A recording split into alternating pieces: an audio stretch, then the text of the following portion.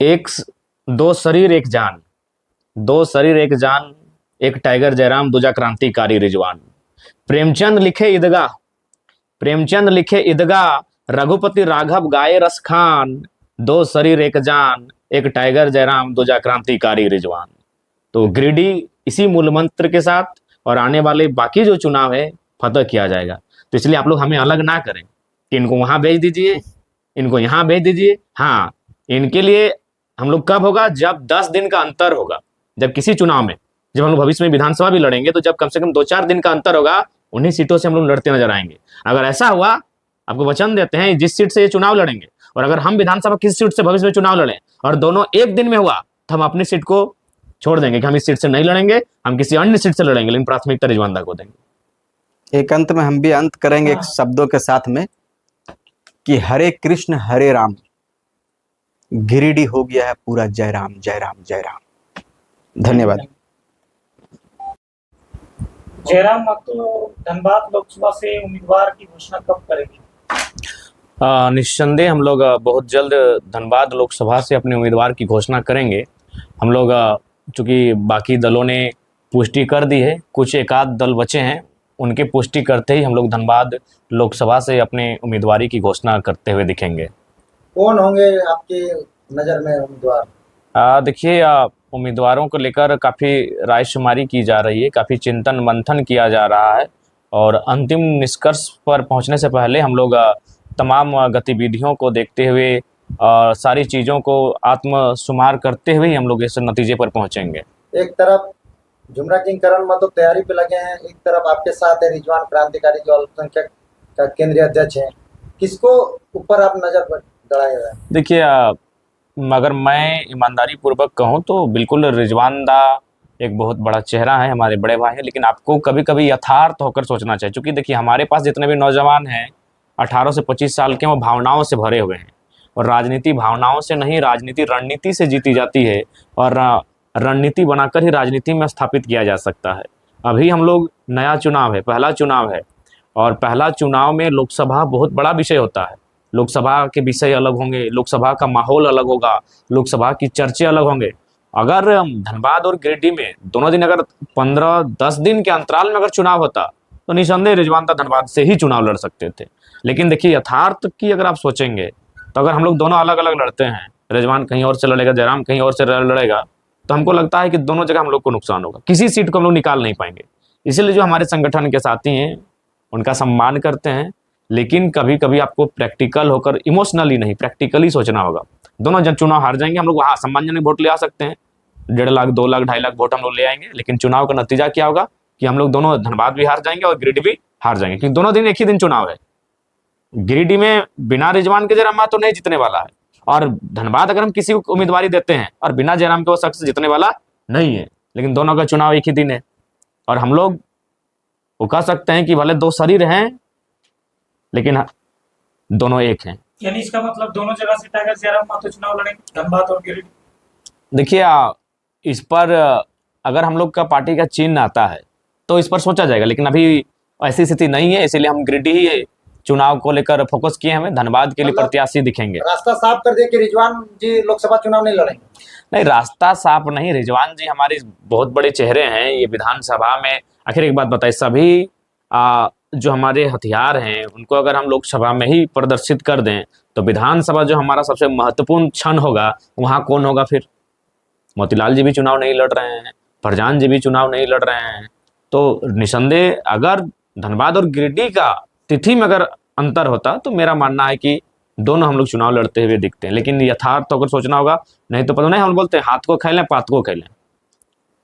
तो फिर अभी आपने जिस तरह से कहा था 2 दिन में घोषणा कर देंगे, फिर भाजपा ने आपके जिस तरह से, उनका भी टाइगर नाम है, आपका भी टाइगर कहा जाता है, और एक टाइगर मूल निवासी 1932 को धनबाद लोकसभा में भाजपा टिकट दे दिया, तो आप कैसे लोगों को टिकट दीजिएगा, कब दीजिएगा? क्योंकि तैयारी भी करना जरूरी है। आप गांव गांव घूम रहे हैं, बाकी धनबाद का कैंडिडेट जिसको दीजिएगा वो तैयारी करेगा कि नहीं? देखिए, सबसे पहली बात आप भी जानते हैं कि कैंडिडेट या व्यक्ति के आधार पर चुनाव नहीं होता है, विचारधारा के आधार पर चुनाव होता है। और धनबाद के गांव गांव तक जो फिलहाल वर्तमान में हमारी विचारधारा है, JLKM की विचारधारा है, JB केसस की विचारधारा है, जयराम महतो के नेतृत्व में जो आंदोलन है उसकी जो विचारधारा है वो गांव-गांव पहुंच चुकी है। तो जो भी हमारा कैंडिडेट होगा, अगर 4 दिन भी समय रहेगा तो वो बेहतर स्थिति में रहेगा, क्योंकि विचारधारा की लड़ाई है और विचारधारा हमारी 2-2.5 वर्षों में 5 साल के बच्चे से लेकर 95 साल के बूढ़े बूढ़ियों तक पहुंच चुकी है। इसीलिए कोई विशेष असुविधा नहीं होगी। कब घोषणा कीजिएगा? इसीलिए आज आदरणीय बड़े भाई रिजवान जी आए हैं और उसी बीच आप लोग का आगमन हुआ, तो घोषणा को ही चर्चा परिचर्चा करने को लेकर ही आज आए हुए थे। और ये स्वयं ये कहते हुए इन्होंने ही कहा कि आप कह दीजिए कि ये बड़ा भाई छोटे भाई के साथ छत्र छाया बनकर गिरिडीह में रहेंगे, और फिलहाल ये तो इसीलिए हम लोग आज यहाँ आए हुए हैं। यानी 4 नाम आप लेके गए थे वहाँ शायद प्राचीन जी, 4 नाम में से कहीं कोई एक चेहरा हो सकता है? उन 4 नामों में से भी हो सकता है, निसंदेह हो सकता है। हाँ, रिजवान दा भविष्य में हमारी जो विधानसभा होगा इसके ये मुख्य चेहरा होंगे, क्योंकि मान के चले अगर हम लोकसभा चले जाते हैं तो फिर राज्य में विधानसभा का चेहरा कौन बचेगा, तो उस समय चीज़ों को संभालेंगे माननीय रिजवान दा। मतलब जो अभी चुनाव में लड़ रहे हैं वो लोग विधानसभा चुनाव लड़ेंगे? विधानसभा में उनका दारोमदार और उनकी जो उपस्थिति होगी वो मजबूत होगी। लगभग हर समुदाय से आपकी पार्टी ने उम्मीदवार घोषित कर दी, तो क्या तय माना जाए कि जो धनबाद होगा वहाँ से अल्पसंख्यक ही उतरेंगे? देखिए, निसंदेह एक सीट अल्पसंख्यक के साथ हम लोग जाएंगे। धनबाद हो सकती है, जमशेदपुर हो सकती है, रांची हो सकती है, गोड्डा हो सकती है। 4 सीटें जहां हम लोग चुनाव लड़ने पर विचार कर रहे हैं, क्योंकि हमारे आंदोलन का प्रभाव और हम लोग का सभा वहाँ हो चुका है, तो इसीलिए उन 4 सीटों में निसंदेह एक अल्पसंख्यक रहेगा। चूँकि अगर हम लोग सबको लेकर चलने की बात कहते हैं, सबका साथ सबका विकास सिर्फ नारा नहीं होता है, सभी को धीरे धीरे मौका मिलना चाहिए। और अल्पसंख्यक आबादी इस राज्य की एक बहुत बड़ी आबादी है, तो निसंदेह हमारी दल से अल्पसंख्यक रहेंगे और उसका चयन बाकी हमारे जो अल्पसंख्यक साथी हैं।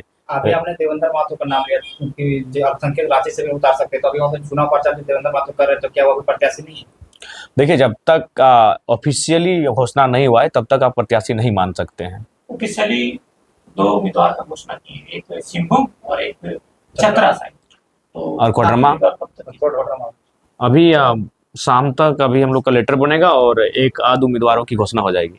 आपने जिस तरह से 2 सालों तक आंदोलन किए हैं बाहरी भीतरी को लेकर, तो उसी तरह से देखा जाए तो खतियानी विधायक को टिकट दे दिया जाए बीजेपी के द्वारा, तो क्या यह आंदोलन का असर है? एक बात बताइए, ये आंदोलन का असर कैसे नहीं है, आप इसे परिभाषित कीजिए। ये पूरे झारखंड मान चुका है कि आंदोलन का असर है, ये आंदोलन का असर कैसे नहीं है? उनको पूछिए कैसे असर नहीं है। आदरणीय जिनका नाम आप चर्चा करते हैं उनका नाम तो गिरिडीह के लिए गया था, और वो धनबाद उनका लोकसभा है भी नहीं, उनका नाम गिरिडीह में रायसुमारी के लिए गया था उनका, और आदरणीय पूर्व रविंद्र कुमार पांडे जी का रायसुमारी के लिए गिरिडीह लोकसभा से गया था। ऐसा नहीं कि वो उनका नाम नहीं गया था, लेकिन उनका नाम गया था किसी और लोकसभा से और उनका नाम आया किसी और लोकसभा में। इसका कारण कहीं ना कहीं ये 2 साल 2.5 साल का आंदोलन है, ये हम नौजवानों का मेहनत है। खैर, विचारधारा भिन्न है, पार्टी की विचारधारा हमारी विचारधारा भिन्न है, लेकिन हाँ, ये चीज एक माहौल है चर्चा का कि मैंने जो लोग खतियान की बात नहीं करते थे आज वो खतियानी उम्मीदवार की ओर फोकस कर रहे हैं, चतरा में सुन रहे हैं, खतियानी उम्मीदवार को दिए हैं, जो भी है। तो ये सारी चीजें उभर कर सामने आ रही है।